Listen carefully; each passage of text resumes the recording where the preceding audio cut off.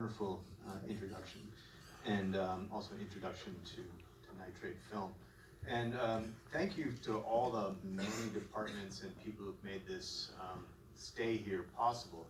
I'm coming to the end of my brief Austin residency, which was, I guess, only 10 days long, but we packed so much in, including the screening of Dawson City last week, tonight's screening of Decasia, and tomorrow's opening of Cycles and Loops. And I want to thank Holly and Jasmine here at AFS and everybody at Visual Arts Center, Mackenzie, and especially Donato Loya, who organized this thing and really spearheaded my visit here. And also Texas Performing Arts, who put on the great show, The Great Flood, a week ago with Bill Frisell performing. So it's really been a wonderful experience for me, and a chance to introduce my work on so many different levels to this great community of film lovers. Part of the thinking here was that I would just do an intro and not do a Q&A because I'm aware that Decasia has its own force that gets somewhat mitigated by me coming up and doing Q&A afterwards, or what can be stand up, I would want the film to lift off and bring you with it, and I will be out in the lobby afterwards, and please feel free to approach me and ask me any questions you might have. By way of introduction, we also are going to see a short tonight, Varied News, which was formed from 4 newsreel segments that were taken from the Dawson City collection that dealt specifically with race riots 100 years ago. So they have been edited together with some historical context, and that will be the short we see before the film. Decasia, as many of you may know, premiered 20 years ago this month at the Sundance Film Festival. It really began as a visual counterpart to Michael Gordon's Symphony. My wife Lori Allender, who's here in the audience with us, she and I were a part of a theater company that theatricalized live music performances, and we were asked to make some visual counterpart to as unwritten symphony that Michael Gordon of Bang on a Can would write. And we didn't know what it was at that point, but shortly thereafter I visited the University of South Carolina's what's now called the Moving Image Research Center in Columbia, South Carolina. The first Orphans Film Symposium was being hosted in Columbia, and I knew that they had a big nitrate collection in their library, so I touted off to their library and started typing in severe emulsion deterioration, and thousands of hits came. And so I said, no, first I just did emulsion deterioration, then I did severe emulsion deterioration. I got it down to like 150, and from those I started seeing, I think the first couple images I looked at were like this boxer boxing this blob, and a bunch of nuns parading these young students through a missionary, and I said, wow, if this is what I'm finding on the first day, this is a pretty deep vein here.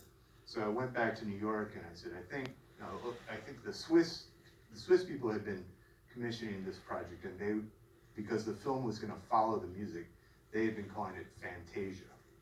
And we all thought that that was a pretty bad name for the project. The project was going to be called, but we were pretty sure it wasn't going to be called Fantasia. And so after seeing all this decayed footage in South Carolina, I said, I know what our project is. It's decay. And as a joke, I said, we could call it Decasia. And everybody said, that's pretty good. I mean, is there any other word? Has anybody else used that word before? And we looked it up and no one had used it. And so that was the birth of the word. I suggested to Michael that he write a decaying symphony. He said, I can do that. And he wrote this piece that's detuned. Each section of instruments, some of them play it an eighth of a pitch sharp, some of them an eighth of a pitch flat, some of them on key. and there's this, they kind of reverberate against each other and create this really uncanny sound. I cut it, I mean, I started collecting this footage, it took a couple of years. In the meantime, 9/11 happened and all this footage looked completely different than when I had started to collect it. We premiered it in November of 2001. Up until then, I'd only heard Michael's really horrendous MIDI approximation of this score, which it's still stuck in my mind, that sound. But then, you know, that first night we premiered it, we presented it in the round where the audience was all seated on the floor, and there was 3 triangular screens, or 3 sides of the triangular set up around the audience, and at each vertex a projector hitting the opposite wall. And the orchestra was positioned behind them, so everybody was sort of in this Decasia dome, and sitting on the floor and not really knowing which way to look, so that you also had the experience of like another audience member could be right in your line of vision looking in a different direction, so there was something quite intimate. And as you moved around the triangle, it tuned differently because there was parts that were more flat and parts that were more sharp, and there was the winds over here and the brass over there. So it had this very strange, uncanny feeling to be there.